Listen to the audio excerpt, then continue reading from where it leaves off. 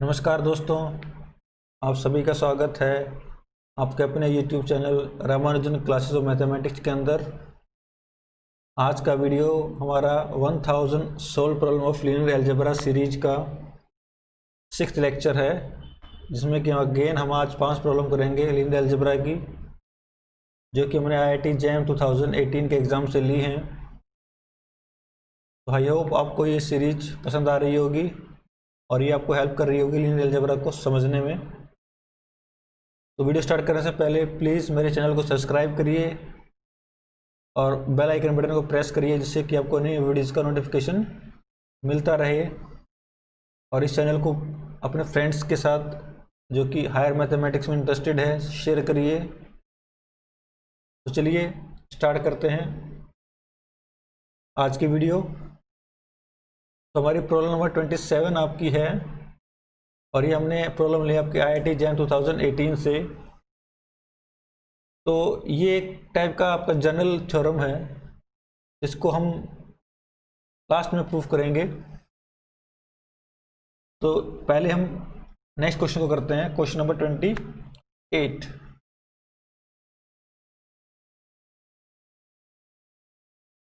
तो इस क्वेश्चन को करते हैं पहले। क्वेश्चन 28 के आपके पास आपको let M be a matrix of 2x3 order, और आपको दो सबस्पेस गिवन है V and W।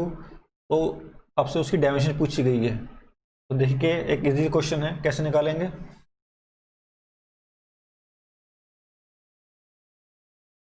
Now let x y 0 belongs to V, it implies M into में x y 0 is equal to 0 0। n को वैल्यू पुट कर देते हैं, आपको पास मैट्रिक्स गिवन है M, it implies this is 1 minus 1 1 1 minus 1 and 1 minus 1 into x y z x y 0 is equal to 0 0। it implies x minus y equal to 0 and x minus y equal to 0 again। it implies x equals to y। मेरे पास क्या आपका vector बन क्या बन जाएगा। so it implies my V is set of all x and 0 such that x belongs to R, and this is just scale multiple of 1 1 0 where x belongs to R। so my subspace V is one dimensional, so it implies dimensions of V is 1। Similarly आपके पास जो W subspace है वो क्या आपके पास all x y z such that m z x y z equals to 0 0। so it implies if x y z belongs to W, it implies 1 minus 1 1 1 minus 1 minus 1 into में x y z is 0 0। अब इसको solve करते मेरे पास क्या मिलेगा। It imply just x minus y plus z equal to 0 and x minus y minus z equal to 0। दोनों को ऐड कर लेते हैं, एडिंग बोथ साइड। एडिंग मुझे क्या मिलेगा, x minus y 2 times is equal to 0। It implies x equal to Y.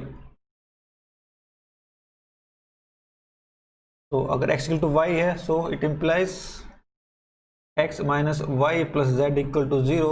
It implies z equal to 0 because x equals to y। मेरे पास क्या बन जाएगा coordinate, x y z equals to x और z का हो जाएगा 0। This is x into 1 1 and 0।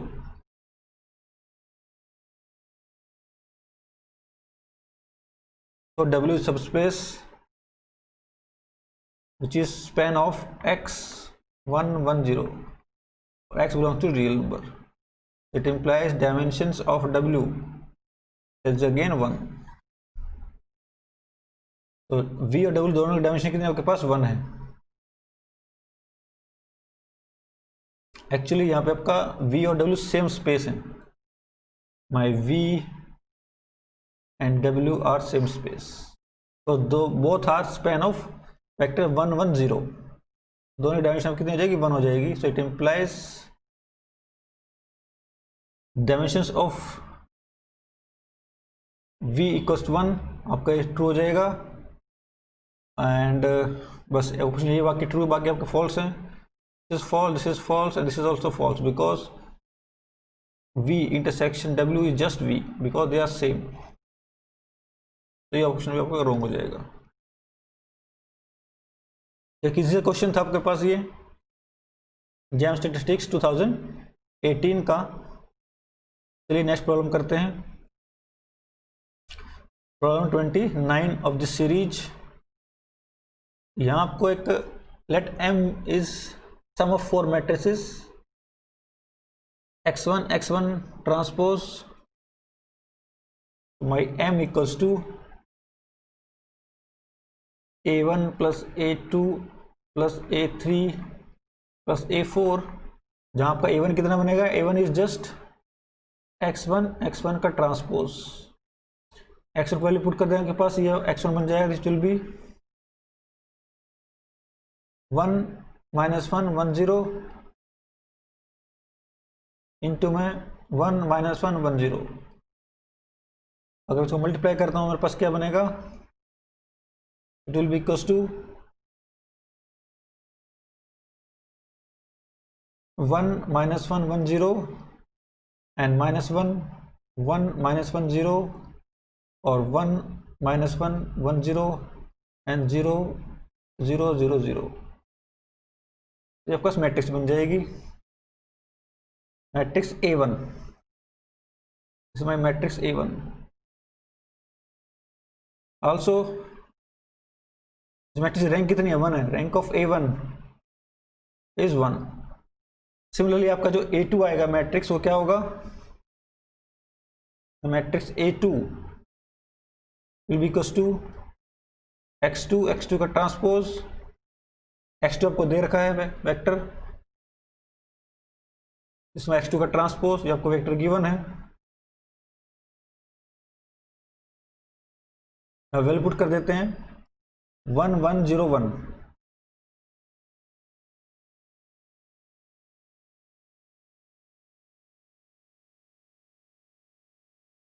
It will B 1 1 0 1 into में 1 1 0 1. मैट्रिक्स क्या आएगा आपके पास यहाँ से, it will be equals two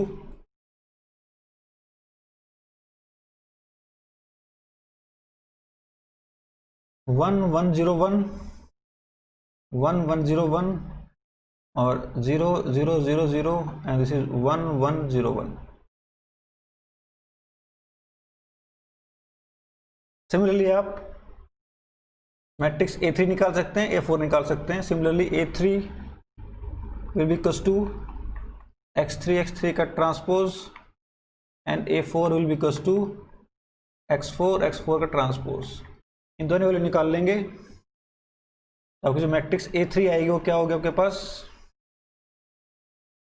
matrix A3 will be equals to 1 3 1 0 3 9 3 0 1 3 1 0 and 0 0 0 0. आपकी मैट्रिक्स A3 आ जाएगी. सिमिलरली A4 क्या बनेगा आपके पास, 1 1 1 0 1 1 1 0 1 1 1 0 एंड दिस इज 0 0 0.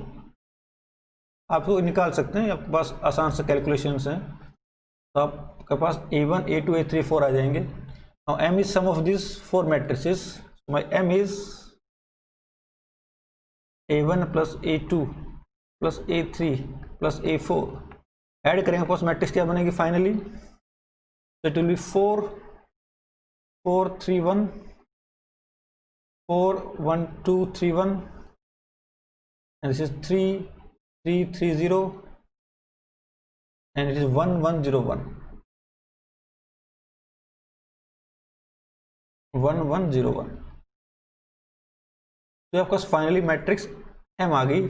अब उसने आपसे पूछा इसकी रैंक क्या होगी, रैंक ऑफ दिस मैट्रिक्स। तो रैंक निकल कर हम क्या करेंगे, यहाँ पे एलिमेंट्री ऑपरेशंस लगाएंगे। तो अप्लाइंग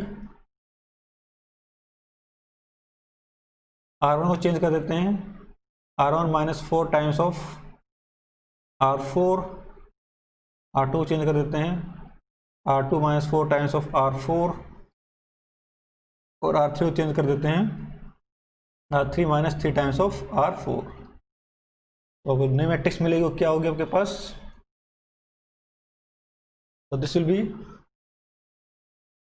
इक्विवेलेंट टू 0 0 3 माइनस 3 और 0 8 3 और minus 3, and this will be 0 0 3 और माइनस 3 और 1 1 0 1। आपका मैट्रिक्स आ जाएगी। Again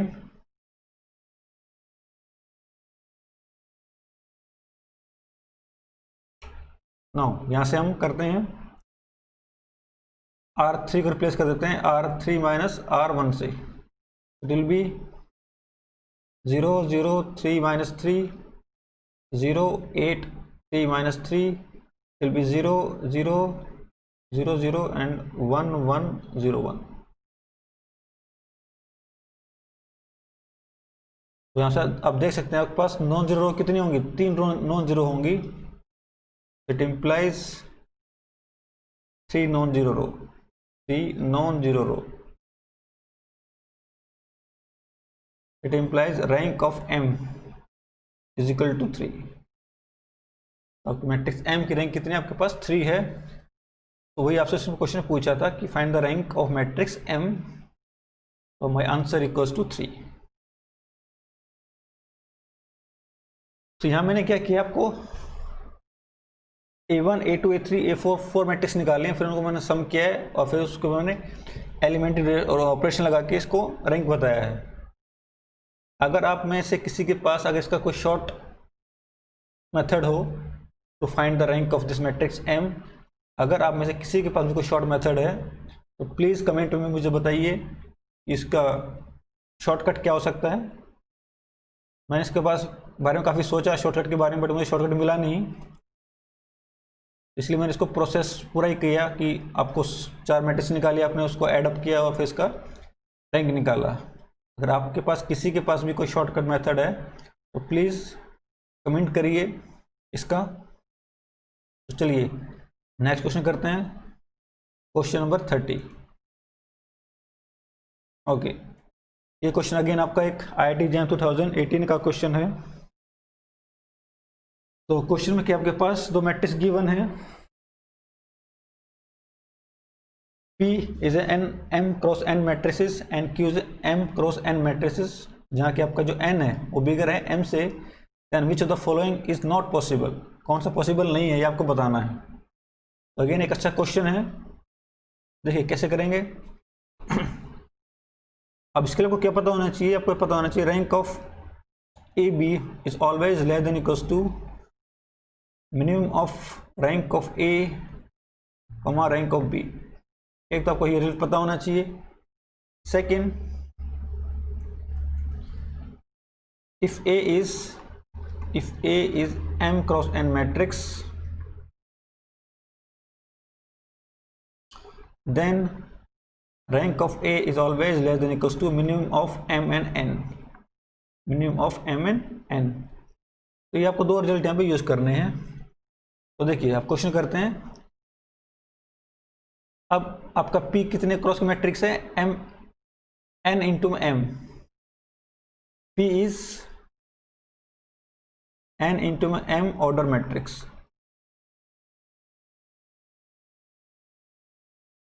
So it implies rank of P is always less than equals to minimum of M and N, but आपका जो N है वो क्या है, बिगर है, भाई N is bigger than M। So minimum of m and n is equal to m. It implies this is always less than equals to m. It implies rank of p is always less than equals to m. Only आपकी जो matrix Q है, Q is m cross n matrices. Again it implies rank of Q is always less than equals to m.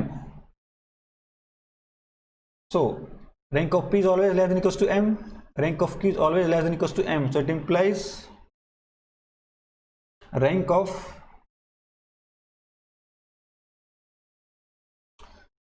PQ. Rank of PQ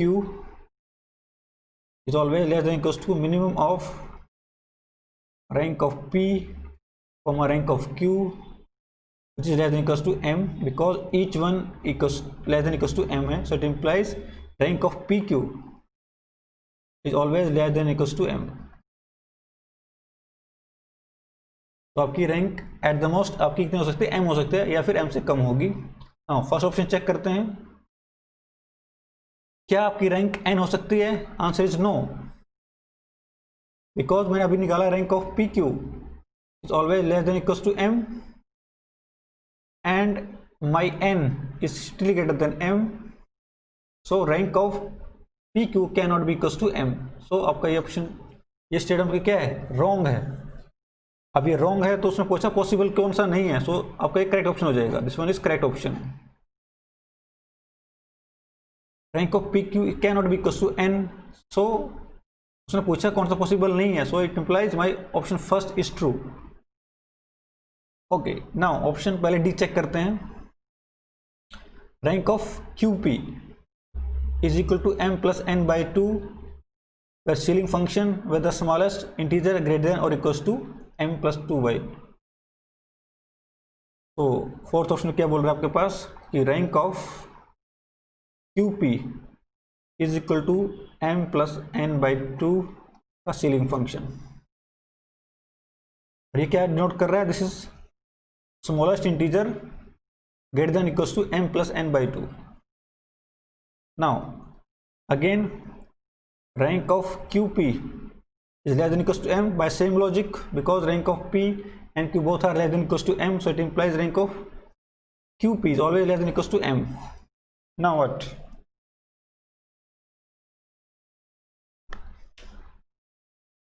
My n is always less than, m is greater than m, so it implies m plus n is greater than 2m. It implies m plus n by 2 is always greater than m. Now what? ये आपके पास m है, ये आपके पास m plus n by 2 है.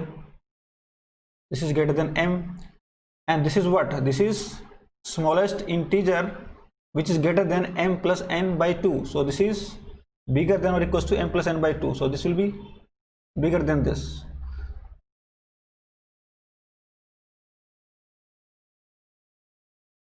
Because m plus n by 2 by definition is always greater than or equals to m plus n by 2. This is the smallest integer which is greater than or equal to m plus n by 2. So it implies, in particular, this integer is greater than m. So it implies m plus n by 2 ceiling function is greater than m. It implies rank of QP cannot be equals to m plus n by 2 ceiling function, because इसकी rank at the most कितनी हो सकती है? m हो सकती है, and this number is bigger than m, so it implies this rank can not be m plus n by 2 ceiling function. So my option D is also correct. This statement is not possible, this is not possible, so it implies this statement is also correct. Now what about option B and C? क्या B और C possible है? Answer is yes. B and C both are possible. देखिए क्या करेंगे B C के लिए, example क्या है,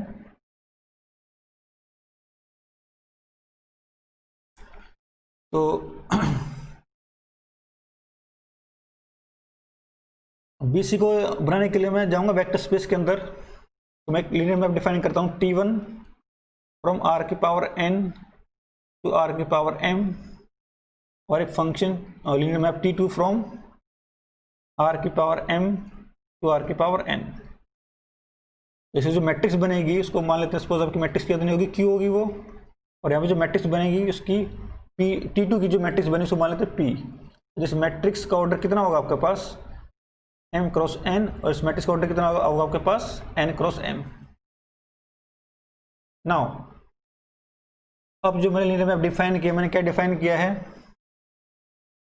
T1 x1 x2 x3 xm plus 1 up to xn। तो उसको कहाँ सेंड कर रहे हैं, पहले m कोऑर्डिनेट्स के ऊपर, सो m कोऑर्डिनेट्स के ऊपर, सो x1 x2 up to xm। तो इसने n कोऑर्डिनेट्स लिए और पहले m कोऑर्डिनेट्स को उसने एज ए आउटपुट दे दिया, तो एक तरह से प्रोजेक्शन है ये आपका। जो आपको हो गया T1 मैप। अब T2 मैप क्या होगा आपके पास, T2 मैप वो क्या लेगा एज इनपुट, m कोऑर्डिनेट्स लेगा, it will be x1 x2 up to xm, और आउटपुट कहाँ होगा आपके पास, r की पावर m में, this will be x1 x2 up to xm as it is, और बाकी के जो कोऑर्डिनेट बचे सबको कितना कर दो, 0 कर दो। तो पहले m coordinates as it is, बाकी के जो बचे n माइनस m कोऑर्डिनेट्स वो कितने हो जाएंगे, सारे 0 हो जाएंगे। तो ये वेक्टर आपका किसके अंदर बिलोंग कर रहा है, r की पावर n के अंदर बिलोंग कर रहा है। तो ये अपने लीनियर मैप डिफाइन कर दिए। नाउ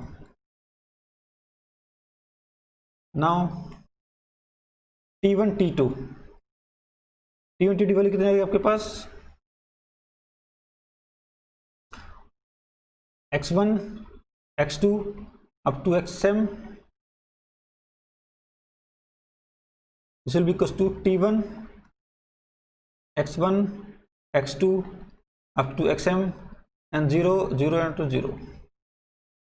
और ये क्या करेगा, पहले m कोऑर्डिनेट्स को एज आउटपुट देगा, this will be equals to x1 x2 up to xm। तो ये आपका इनपुट था और यही वेक्टर आपका एज आउटपुट आ गया। It mean this is identity map, so it implies T1 T2 identity map, it implies T1 T2 is identity map।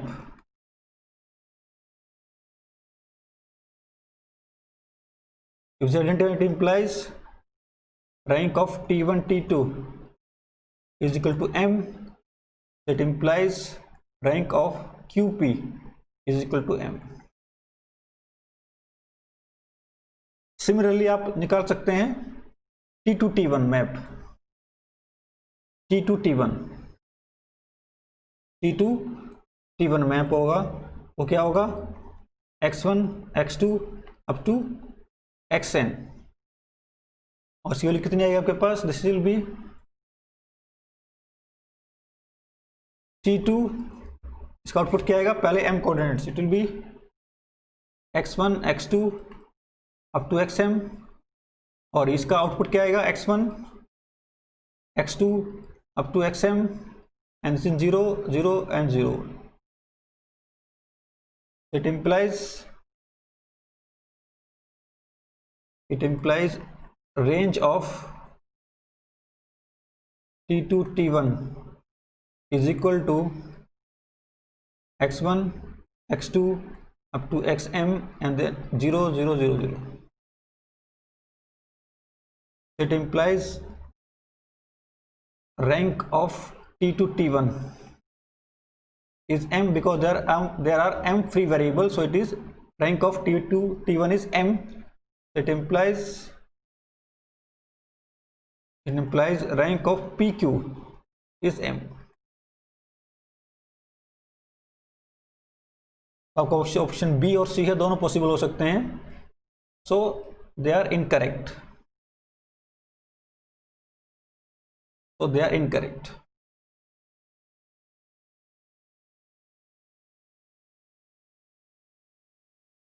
तो यहाँ हमने हमें दो मैप डिफाइन की, T1 T2 लीनियर मैप्स, उनको मैंने कंपोजिशन किया, उनके जो मैट्रिक्स है उनको मैंने शो कर दिया, जो मैट्रिक्स का जो रैंक है वो कितना है, पास m है। तो by option B and C are incorrect, ये क्योंकि इनकी जो रैंक है वो m हो सकती है, तो they are incorrect. Now next question करते हैं आपके पास क्वेश्चन नंबर 31। आपका जो क्वेश्चन फर्स्ट क्वेश्चन था, जो आपका जो जनरल क्वेश्चन था, और क्वेश्चन नंबर 31 आपका एग्जैक्टली सेम क्वेश्चन है। जो फर्स्ट क्वेश्चन था वो आपका पास जनरल स्टेटमेंट है, और 31 का एक उसका पर्टिकुलर केस है। तो अगर आप 31 प्रॉब्लम को समझ जाएंगे तो आपको जो जनरल केस है उसको समझने में आपको ज़्यादा दिक्कत नहीं आएगी। तो प्लीज़ इसको थोड़ा ध्यान से समझिए क्वेश्चन नंबर 31 को, क्योंकि आपका जो लास्ट क्वेश्चन है, जो फर्स्ट क्वेश्चन आपका, वो टोटली इसके ऊपर बेस है। वो आपका जनरल है, ये आपका पर्टिकुलर एग्जांपल है। तो पहले इसको ध्यान से समझिए, फिर आपका जनरल है वो आसानी से आपको समझ में आ जाएगा हम क्या कर रहे हैं। तो देखिए यहाँ पे प्रॉब्लम क्या है आपके पास, suppose that Q is 3x3 matrix of rank 2, T कोई मैप है, such that T of P equal to QP, then the rank of T is, तो रैंक ऑफ T क्या होगा ये आपसे पूछा है। तो देखिए कैसे करेंगे, T is a map from M3 cross 3 R to M3 cross 3 R, और मैप क्या है, T of P is equal to Q of P, where Q is fixed 3 cross 3 matrix of rank 2। तो Q की mat rank कितने के पास 2 rank है, Q की rank आपकी 2 है, और ऑर्डर कितना 3 क्रॉस 3। तो मान लेते हैं, तो let my matrix Q equals to C1 C2 and C3। इसके पास 3 कॉलम है, C1 C2 C3। C1 C2 C3 क्या डिनोट कर रहे हैं, columns of matrix Q। Now अब सिंस आपकी जो मैट्रिक्स Q की रैंक कितनी है 2 है, so out of these 3 2 are linearly independent, so let C1 and C2 are linearly independent,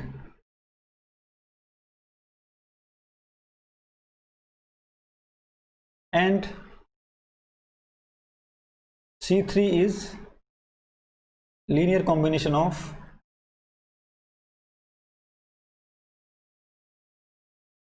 C1 and C2. So let C3 is alpha times C1 plus beta times C2। अब ये matrix Q की rank कितनी थी 2 थी, so out of 3 columns 2 are linearly independent and third is linear combination of rest of 2। तो हमने मान लिया कि C1 C2 पर क्या लीनियर इंडिपेंडेंट है, तो C3 क्या हो जाएगा, इनका कॉम्बिनेशन में हो जाएगा। तो हमने मान लिया C3 को alpha times C1 plus beta times C2। ना मुझे रैंक निकालनी है, रैंक ऑफ T। तो पहले मुझे एक बेसिस निकालना होगा, बेस किसका आपके पास, स्पेस M3 क्रॉस 3, इसकी डायमेंशन कितनी है आपके पास 9, dimension of M3 cross 3 R is equal to 9। तो इसका जो स्टैंडर्ड बेस है वो क्या होगा, standard base B is base which is equals to E1 E2 E3 E4, इसको ये नहीं मानते हैं,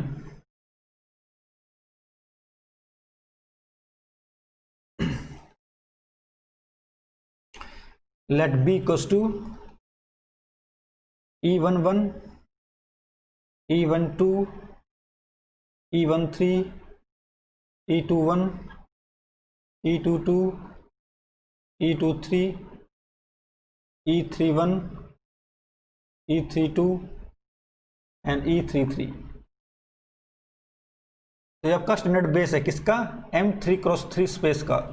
यहाँ पे M11 क्या डिनोट कर रहा है, E11 क्या डिनोट कर रहा है आपके पास मैट्रिक्स जहाँ पे कोई जो पहला कॉलम, जो पहली एंट्री है A11 की जगह वो आपका 1 है, बाकी सारे 0 है। 0 0 0 0 0, ये आपका E11 को डिनोट कर रहा है मैट्रिक्स। ऐसे आपका E12 किसको डिनोट कर रहा है आपके पास मैट्रिक्स? 0 1 0 0 0 0 0 0 0। ऐसे आपके पास कितने मैट्रिक्स आएंगे? आपके पास 9 मैट्रिक्स आएंगे, क्योंकि आपका 3x3 की मैट्रिक्स आएंगी। तो ये आपका बेस है। Now range of T is equal to T of B, और T ऑफ B क्या होगा आपके पास? It will be equals to T of E11, T of E12 and so on up to T of E33। अब मैं सारी matrix निकालूंगा और ये देख लूंगा कि इनमें से, इन मैट्रिक्स में से कितनी आपके लिए इंडिपेंडेंट है, वही आपकी रैंक ऑफ T आ जाएगी। यही कंसेप्ट है। But what is T of E11? What is T of E11?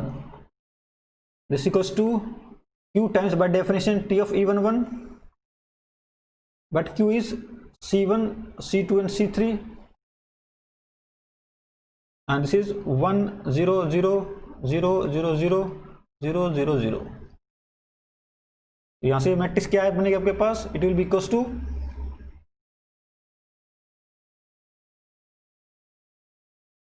C1 0 0। आप इसको चेक कर सकते हैं, ये आपका 0 कॉलम है और ये एक 0 कॉलम है, ये आपका C1 कॉलम है मैट्रिक्स Q का। This is T of E11। Similarly T of E12 कितना होगा आपके पास? Q times E12 which will equals to 0 C1 and 0। ऐसे आपके पास T E13 कितना आ जाएगा? It will be equals to Q times E13 which will equals to 0 0 and C1। तो आप यहां से देख सकते हैं आपके पास हो क्या रहा है, जो C1 है वो शिफ्ट हो रहा है। पहले आपका C1 पहले पोजीशन पे था, फिर वो सेकंड पोजीशन पे आया, फिर आपका C1 थर्ड पोजीशन पे आया। ऐसे ही हम जब निकालेंगे T E21 कितना आएगा? Q times E21 will be C2 0 0 आएगा, और T ऑफ E22 की वैल्यू कितनी आएगी आपके पास? 0 C2 0 आएगा। ऐसे आपके पास आ जाएगा T E of 23 this will be equals to 0 0 C2। Similarly आपके पास 3 मैट्रिक्स और आएंगी। कौन कौन सी होंगी आपके पास? T E31 इस वैल्यू कितनी आएगी आपके पास? This will be C3 0 0, and T of E32 value कितनी आएगी आपके पास? 0 C3 0, एंड लास्ट मैट्रिक्स कितनी बनेगी? T ऑफ E33 की वैल्यू कितनी आएगी आपके पास? 0 0 और C3। तो शिफ्टिंग हो रहा है। यहाँ पे मुझे पहला इंडेक्स आपका 3 है, तो C3 की शिफ्टिंग हो रही है। C3 C3 C3। ये 1 है तो फर्स्ट पोजीशन पे आ गया, ये 2 है तो आपका सेकंड पोजीशन पे आ गया, ये 3 है तो आपका थर्ड पोजीशन पे आ गया। ऐसे ही आपके दूसरे मैट्रिक्स में भी हो रहा है। जैसे ये है आपके पास, यहाँ कितना है? 2 है, इंडेक्स 2 है, तो C2 की शिफ्टिंग हो रही है। 2 C2 2 तो आपका C2 हो जाएगा। अब यहाँ फर्स्ट है तो आपके फर्स्ट पोजीशन पे आ गया, ये सेकंड है तो सेकंड पोजीशन पे आ गया, ये थर्ड है तो आपका थर्ड पोजीशन पे आ गया। इस तरह आपकी शिफ्टिंग हो रही है। तो आपको कितनी मैट्रिक्स मिलेगी? 9 मैट्रिक्स मिलेगी। नाउ इन 9 मैट्रिक्स में आपको ये देखना है कि कौन सी मैट्रिक्स आपकी क्या है, लीनियरली इंडिपेंडेंट है। एक्चुअली क्या है आपकी, ये 3 मैट्रिक्स corresponding to C1,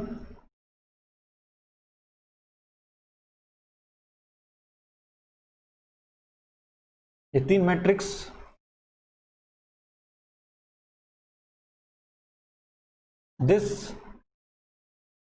this and this, these three matrices corresponding to column C1 and three matrices corresponding to column C2. This and this are linearly independent. So these six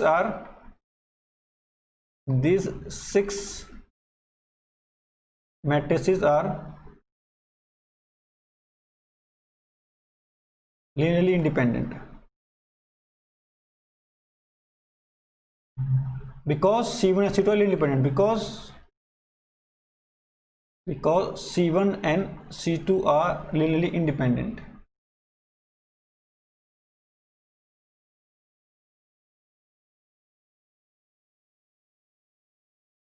Are linearly independent. तो आपका ये 6 matrix होंगे, क्या होंगे? Linearly independent होंगी because C1 C2 are linearly independent columns. तो बाकी जो 3 मैट्रिक्स बची कॉरस्पॉन्डिंग टू कॉलम C3 वो क्या होंगे आपके पास? डिपेंडेंट मैट्रिक्स होंगी। वो डिपेंड किस पे कर रही हैं? इन 6 मैट्रिक्स के ऊपर। फॉर एग्जांपल आपके पास ये मैट्रिक्स आपने लिख ली C3 0 0, you can write this as a linear combination of दो 6 मैट्रिसेस। कैसे लिखेंगे? C3 मुझे पता है क्या है, alpha times C1 plus beta times C2 and this 0 column, this 0 column. क्या लिख सकता हूं मैं? This is just alpha times C1 0 0 plus beta times C2 0 0। और ये आपकी दो मैट्रिक्स कौन सी हैं? These 2 matrices out of those 6 matrices. So this matrix is a linear combination of those 6 matrices. ऐसे आप इसको चेक कर सकते हैं कि आपकी तीनों मैट्रिक्स क्या होंगी? लिनियरली डिपेंडेंट हो जाएंगी। So out of those 9 matrices, it implies out of those 9 matrices exactly 6 are linearly independent. तो आपके 6 क्या होंगे? लिनियरली इंडिपेंडेंट होंगी। और 3 मैट्रिक्स corresponding to C3 will be linearly dependent. So rank of this space, so dimensions of range of T is equal to 6. So it implies rank of T equal to 6.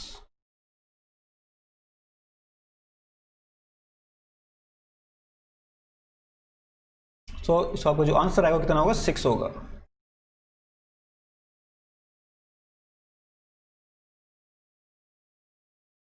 तो I hope आपको ये question समझ में आया होगा। अब हम जो क्वेश्चन करेंगे वो इसी क्वेश्चन का जस्ट जनरलाइज्ड वर्जन है। यहाँ आपने कुछ पर्टिकुलर नंबर दे दिए, 3x3 दे दिए, वहाँ आपको वो जनरल नंबर हैं। प्रोसेस एग्जैक्टली ये सेम रहेगा, एग्जैक्टली सेम प्रोसेस आपको लगाना वहाँ पे। तो इस प्रोसेस को हम एक बार और रिपीट कर देते हैं। हमने यहाँ पे किया क्या है, आपको एक मैट्रिक्स क्यू दे रखी थी 3x3 की, तो उसमें 3 रो होंगे, 3 कॉलम होंगे। आपको रैंक यहाँ पर 2 दे रखी है। तो मैंने मैट्रिक्स क्यू को मान लिया C1 C2 C3। फिर C1 C2 C3 क्या है? आपके पास कॉलम है। अब क्योंकि इसकी रैंक 2 है तो मैंने मान लिया कि C1 C2 क्या है? लिनियरली इंडिपेंडेंट है। और आपको जो कॉलम C3 है वो डिपेंडेंट करता है C1 C2 के ऊपर। अब आपको इस T क्या निकालनी है? आपके पास डायमेंशन निकालनी है, रैंक निकालनी है। तो पहले क्या निकालेंगे? रेंज निकाल लेंगे, और रेंज के फिर हम डायमेंशन निकालेंगे। तो रेंज के लिए मैंने क्या किया, जो स्पेस है आपका M, इसको मैंने बेसिस ले लिया, और फिर मैं बेसिस की इमेज ले ली, और फिर जो इमेज में सबको ये मैंने ये चेक कर लिया कितने आपके वेक्टर्स क्या हैं? लिनियरली इंडिपेंडेंट है, वही आपकी रैंक आ जाएगी। तो बेस आपका कितना बनेगा? यहाँ पे बेस में कितने एलिमेंट होंगे? आपके पास 9 एलिमेंट होंगे। वो मैंने मान लिए 9 element, E11 E12 E13 and so on, और सबकी मैंने इमेज निकाल ली। तो पास कितने मैट्रिक्स आएंगी इमेज में? 9 मैट्रिक्स आएंगी। Out of this 9 matrices 6 will be corresponding to column C1, 3 will be corresponding to column C1, 3 will be corresponding to column C2, and 3 will be corresponding to column C3. So out of these 9 matrices corresponding to C1 and C2 will be linearly independent because C1 and C2 are linearly independent, and the 3 matrices corresponding to column C3 will be linearly dependent because C3 is dependent on C1 and C2. So rank of this space is 6. अब हम आपका जो first question था इस video का, उस पर चलते हैं, जो आपका जनरल स्टेटमेंट है।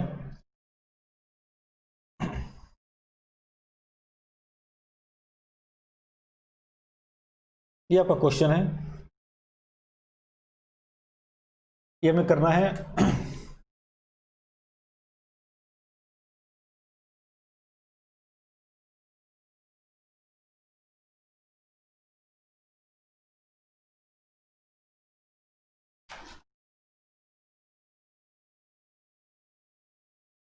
तो चलिए,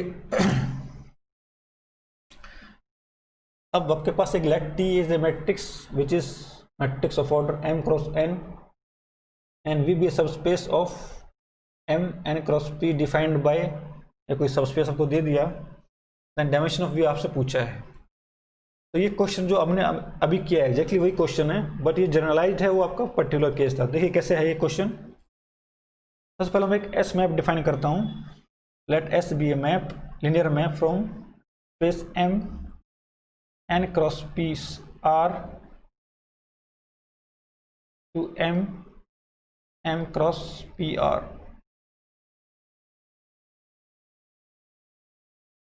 तो एक मैंने वेक्टर स्पेस ले लिया, set of all matrices of order n cross p। दूसरा वेक्टर स्पेस मैंने क्या लिया, set of all matrices of order m cross p। तो ये दो वेक्टर स्पेस हो गए। अब इन दोनों के बीच मैंने एक लीनियर मैप डिफाइन किया s, और s क्या कर रहा है, s of a is equal to t of a। अब t आपके पास मैट्रिक्स है, t is m cross n fixed matrix.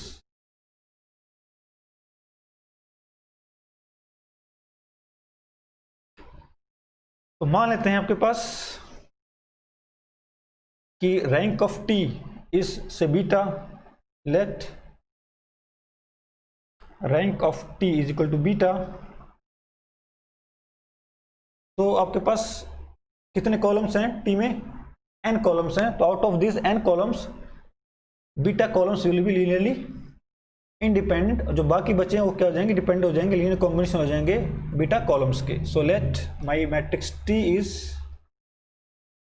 C1 column, first column, second column, third column up to beta column C beta plus 1 up to Cn। इसमें n columns हैं, तो आपके जो पहले n कॉलम्स हैं वो क्या आपके इंडिपेंडेंट हैं, या इंडिपेंडेंट, क्योंकि आपकी रैंक कितनी है आपके पास, बीटा मान रखी है हमने।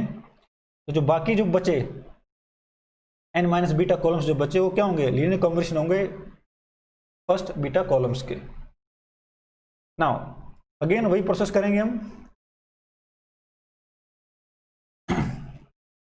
मैं इससे क्या निकालूंगा आपके पास, रेंज। तो इसका कर्नल क्या होगा पहले, what is colonel.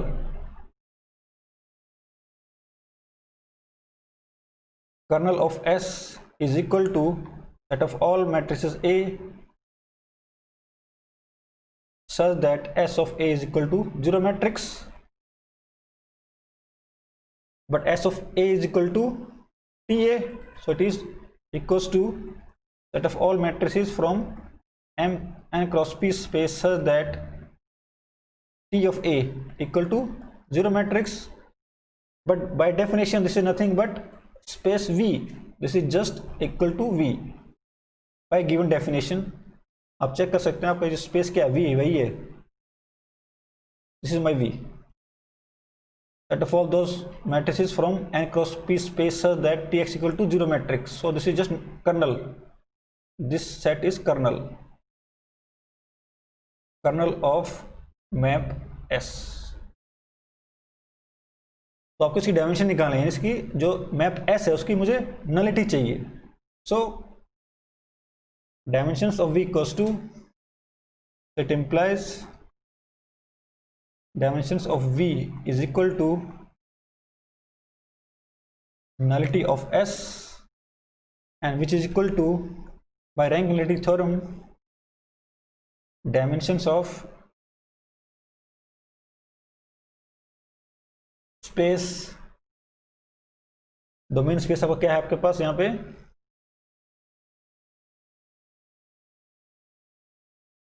M n cross P।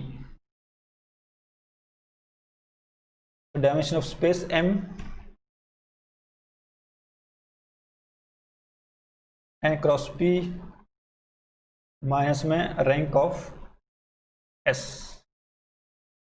But इसकी डायमेंशन कितनी है स्पेस की? NP है, so it is just NP minus rank of S, this is my dimension of V। तो ये आपके पास फॉर्मूला है जो हमें निकालना है, ये हमें फाइंड आउट करें। Dimension of V equals to NP minus rank of S। मेरा सिर्फ एक ही काम रह गया कि मुझे मैंने जो मैप डिफाइन कर रखा है उसकी मुझे रैंक चाहिए, और एग्जैक्टली सेम क्वेश्चन मैंने अभी किया था, रैंक ऑफ मैंने T निकाला था, यहाँ मुझे रैंक ऑफ S निकालना है। एग्जैक्टली सेम प्रोसेस आपको करना है। तो पहले मुझे क्या करना होगा? बेस निकालना होगा डोमेन स्पेस का। तो यहाँ पे डोमेन स्पेस की डायमेंशन कितनी है? NP है, तो उसमें कितने एलिमेंट होंगे आपके पास? NP एलिमेंट्स होंगे। So let B is basis of space M N cross P R। उसमें कितनी मैट्रिक्स आएंगे आपके पास? NP मैट्रिक्स आएंगी। So it will B, so B will be equals to E11 E12 E13 up to E1P, then E21 E22 up to E2P and so on,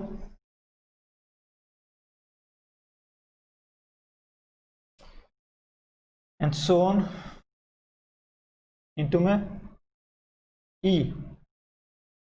N1 E N2 up to ENP। तो आपके पास ये NP matrix आएंगी। यहाँ पे again E11 का क्या मतलब है कि आपकी जो पहली पोजीशन है वहाँ पे आपका 1 है, बाकी सब पे 0 है। E12 क्या मतलब? एक ऐसे मैट्रिक्स जहाँ पे आपका जो पहली रो का जो सेकंड एलिमेंट है वो आपका 1 है, बाकी सब कुछ 0 है, एंड सो ऑन। तो आपका बेसिस है किसका? Space M N cross P matrix के स्पेस का। अब इसकी इमेज कितनी आएगी? Now S of B will be equals to S of E11 S of E12 S of E13 and so on S of ENP। तो आपके पास कितनी matrices इस सेट में? NP मैट्रिसेस हैं। अब मुझे सिर्फ ये चेक करना है कि out of this NP matrix how many are linearly independent. तो आपकी कितनी आ जाएगी? रैंक आ जाएगी S की। Now what is S of E11? By definition S of E11 is just T times E11। T को मैंने मान रखा है, क्या मान रखा है?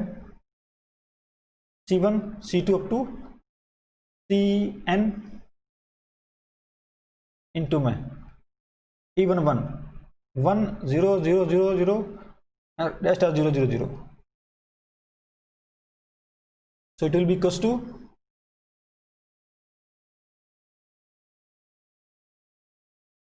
C1 0 0 0 और 0। तो देखिए सेम प्रोसेस, यहाँ पर क्या है? 1 है तो आपका C1 आएगा, और किस पोजीशन पे आएगा? फर्स्ट पोजीशन पे आएगा, तो C1। अब S ऑफ E12 निकालूंगा, S ऑफ E12 वो कितना आएगा? C1 कॉलम आएगा, बट किस पोजीशन पे आएगा? सेकेंड पोजीशन पे आएगा। It will be 0 C1 0 0 0 0। ऐसे आपका आ जाएगा C1 3 and C1 4 and so on. ऐसे आपका dot dot dot S of E1P कितना होगा? ये C1 कॉलम आएगा, बट किस पोजीशन पे आएगा? लास्ट पोजीशन पे आएगा। It will be 0 0 and this is C1। ऐसे आपके पास ये कितने कॉलम मैट्रिक्स आएगा आपके पास? This is P matrices, this are their P matrices, P matrices corresponding to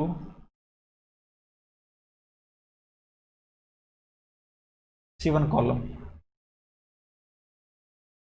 ऐसे आपका C2 कॉलम के corresponding कितने मैट्रिक्स आएंगी? P मैट्रिसेस आएंगी।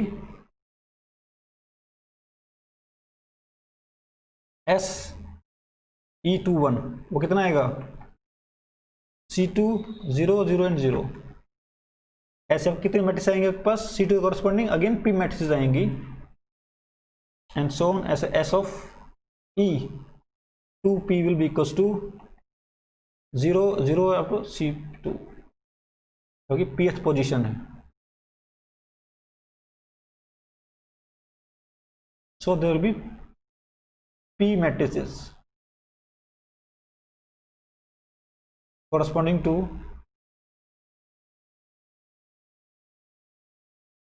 C2 column. तो हर एक कॉलम corresponding को कितनी मैट्रिक्स मिलेंगी, P मैट्रिक्स मिलेंगी। So there will be total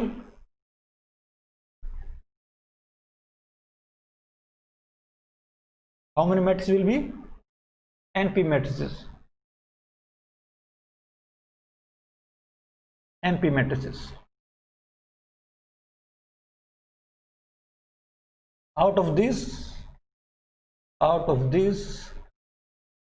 exactly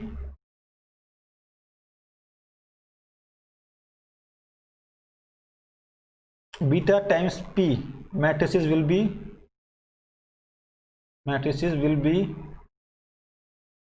linearly independent। Beta क्या आपके पास, dimensions of T, dimensions of T. जैसे हमने लास्ट क्वेश्चन में किया था तो वहां पे जो मैट्रिक्स को गिवन थी डायमेंशन कितनी थी, 2 थी।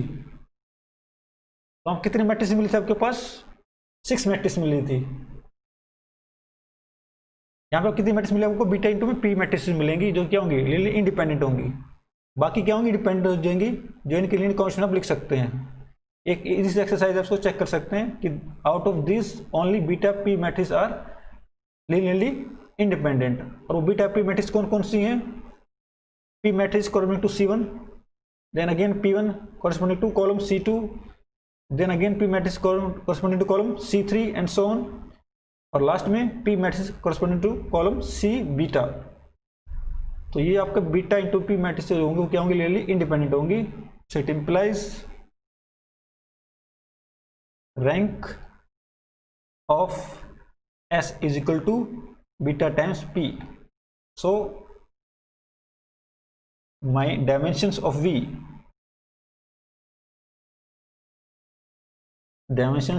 is equal to n times P minus beta times P, which is equals to P times n minus dimensions of T. तो P इंटू में n times n minus dimensions of T। तो this is D option.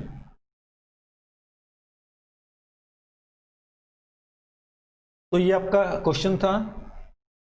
तो I hope आपको idea clear हो गया होगा हमने यहाँ पे किया क्या है। आप इसको एक बार अपने हाथ से करके देख सकते हैं टू गेट द फील कि हमने यहाँ पे किया क्या है। मैंने यहाँ पे बेसिकली क्या किया है, एक मैप डिफाइन किया है दो वेक्टर स्पेस के बीच में, और फिर मैं डोमेन स्पेस का एक बेसिस ले लिया, उसकी मैंने रेंज निकाल ली, और रेंज में जो आपके एलिमेंट्स उसकी मैंने डायमेंशन निकाल ली, और आपके यहाँ पे जो मैट्रिक्स टी है उसकी मैंने डायमेंशन रैंक मान ली आपकी बीटा। तो मैट्रिक्स टी में कितने कॉलम्स आपके पास, n कॉलम्स हैं। तो out of this n columns beta will be independent, rest will be dependent. तो इन बीटा कॉलम्स की वजह से आपको रेंज में कितने एलिमेंट्स मिलेंगे, बीटा इंटू में पी एलिमेंट्स मिलेंगे, और यही मैट्रिक्स आपकी क्या होंगे, लीनियरली इंडिपेंडेंट होंगे। बाकी सारे क्या होंगे, डिपेंडेंट होंगे। आप इसको इजीली चेक कर सकते हैं, इजी एक्सरसाइज है ये, because C1 C2 C3 up to C beta are linearly independent. So my rank of this map will be equals to beta times P, and hence dimensions of V will be equals to Pn minus P into beta. It means it is P times n minus rank of T. I hope आपको एक solution समझ में आया होगा हमने यहाँ पे किया क्या है। तो अगर आपको इसे क्लियर नहीं हो रहा है तो आपको फर्स्ट पहले जो लास्ट क्वेश्चन था उसके ऊपर जाइए, उसको स्टडी करिए, उसकी पूरा डिटेल आप निकालिए हर एक चीज़ को, उसके बाद इस क्वेश्चन पर आपको आसान लगेगा। नाउ एज यूजुअल हमने यहाँ पे आपको दो एक्सरसाइज दी हैं, करने के लिए, जो कि हम नेक्स्ट वीडियो में डिस्कस करेंगे। एक्सरसाइज आपकी फर्स्ट है IIT JAM 2018 से, और आपकी जो एक्सरसाइज सेकंड है वो भी आपकी है IIT JAM 2018 के एग्ज़ाम से। तो आपके पास ये 2 प्रॉब्लम हैं जो आप ट्राई कर सकते हैं। आपका जो भी आंसर है आप उसको कमेंट कर सकते हैं। तो आई होप आपको ये वीडियो पसंद आया होगा। Please subscribe my channel and press the bell icon button, जिससे कि आपको नई वीडियोज़ का नोटिफिकेशन मिलता रहे। इस वीडियो के लिए इतना ही। Thank you. Have a nice day.